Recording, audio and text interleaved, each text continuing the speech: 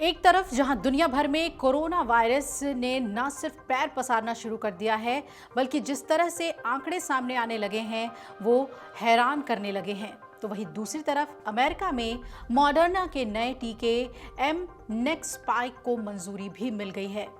आगे हम रिपोर्ट में आपको बताएंगे कि एम नेक्स स्पाइक वैक्सीन किसको लगेगी और किसको नहीं लगेगी, लेकिन उससे पहले ये भी जान लीजिए कि दुनिया भर में कोरोना के कितने वेरिएंट्स हैं। दरअसल कोविड-19 एक बार फिर से भारत में भी दस्तक दे चुका है। चीन, हांगकांग और सिंगापुर में तो पहले ही केस बढ़ने के साथ इसने लोगों को परेशान कर दिया है।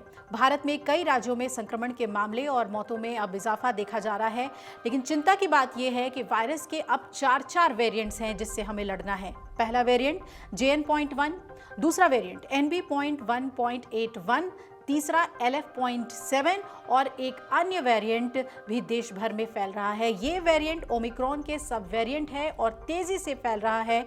हालांकि ज्यादातर मामलों में लक्षण मामूली ही देखे गए हैं और यही वजह है कि WHO ने इसे चिंताजनक श्रेणी में नहीं रखा है।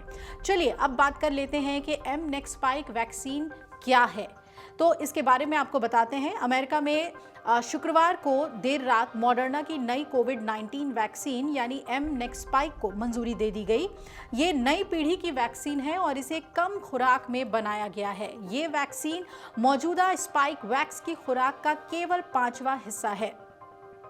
हालांकि इसका इस्तेमाल करने वालों पर सीमाएं लगाई गई हैं और इस वैक्सीन का इस्तेमाल हर कोई नहीं कर सकता।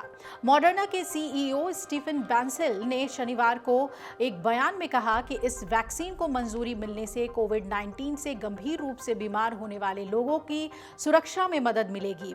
खाद्य और औषधि प्रशासन यानी कि FDA ने इस वैक्सीन के इस्तेमाल को मंजूरी 65 साल और उससे अधिक उम्र के सभी बुजुर्गों के लिए भी दे दी है। इसके अलावा 12 से 64 वर्ष की उम्र वाले वो लोग जिन्हें पहले से कोई गंभीर बीमारी है जिससे उन्हें कोरोना वायरस का ज़्यादा खतरा हो सकता है, इस वैक्सीन का इस्तेमाल वो भी कर सकेंगे।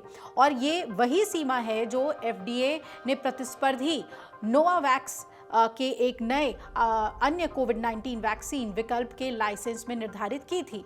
अब ये प्रतिबंध अमेरिका द्वारा अब तक कोविड-19 टीकों को संभालने के तरीके से अलग है, जो स्वास्थ्य मंत्री रॉबर्ट F कैनेडी जूनियर और अन्य ट्रंप अधिकारियों के टीकों के प्रति संदेह को दर्शाता है। 12 साल से ज़्यादा उम्र के 11,400 लोगों पर इसे लेकर अध्ययन किया गया। मॉडर्ना के मौजूदा टीके पर यह प्रतिबंध नहीं है। इसका इस्तेमाल लंबे समय से 6 महीने और उससे अधिक उम्र के सभी लोगों के लिए किया जा रहा है। मॉडर्ना ने यह भी बताया कि इस वैक्सीन को 12 साल से ज़्यादा उम्र के 11,400 लोगों पर आजमाया गया। इस वैक्सीन की तुलना मौजूदा टीके के साथ की गई और कंपनी ने पाया कि नई वैक्सीन सेफ है, सुरक्षित है और असर के मामले में पहले वाली वैक्सीन जितनी ही या कुछ मामलों में उससे भी बेहतर है।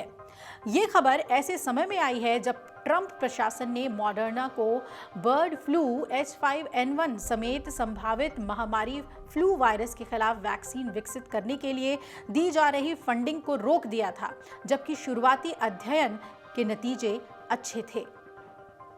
अगर आप ये वीडियो YouTube पर देख रहे हैं तो हमारे चैनल को सब्सक्राइब कर बेल आइकन दबाएं और Facebook पर देख रहे हैं तो हमारे पेज को लाइक करें।